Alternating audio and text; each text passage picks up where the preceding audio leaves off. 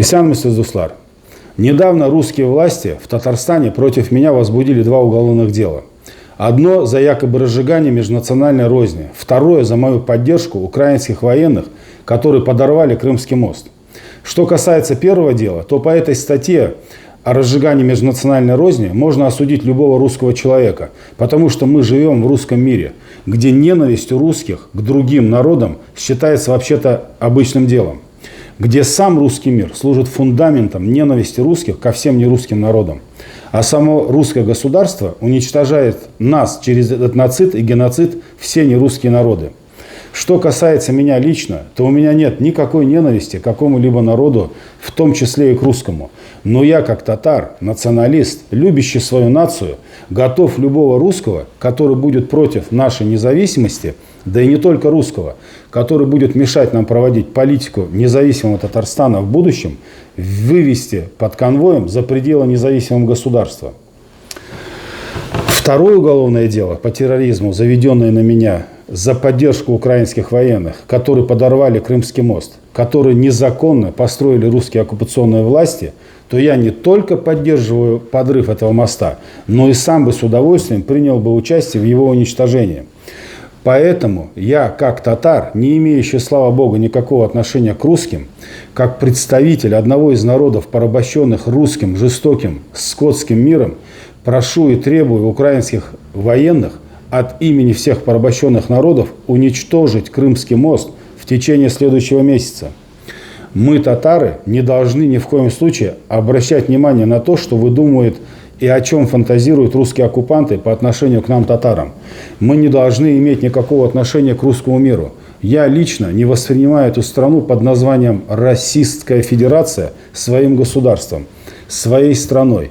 И сделаю все, чтобы эта вражеская для абсолютно всего человечества территория как можно быстрее распалась.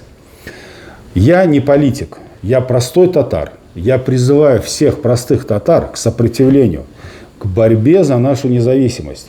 Ведь чтобы хотеть независимости в своей стране, хотеть свободы себе, свободы своей семье, хотеть свободы своему народу, не нужно быть политиком, лидером или какой-то известной личностью. Нужно просто любить свою нацию, свой язык, свою землю. Если нас, простых татар, будут миллионы, мы освободим нашу землю просто и без крови.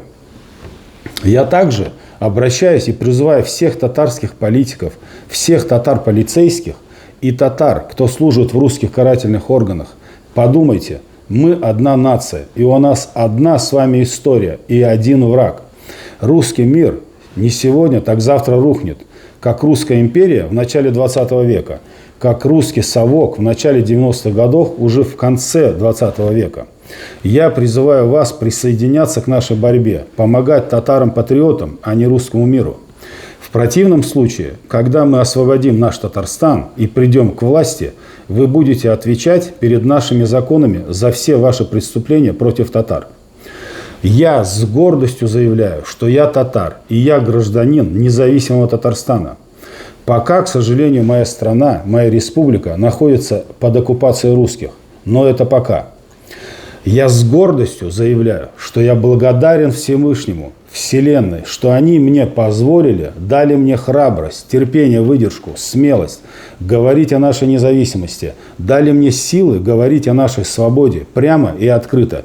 И никакие русские, в кавычках, законы и правила меня, как татара, не касаются. И я никогда от этого не откажусь. И призываю вас к борьбе с нашим общим врагом. Дуслар, подписывайтесь на наш канал, помогайте нашей партии финансово. Бигзу Рахмат Сызга.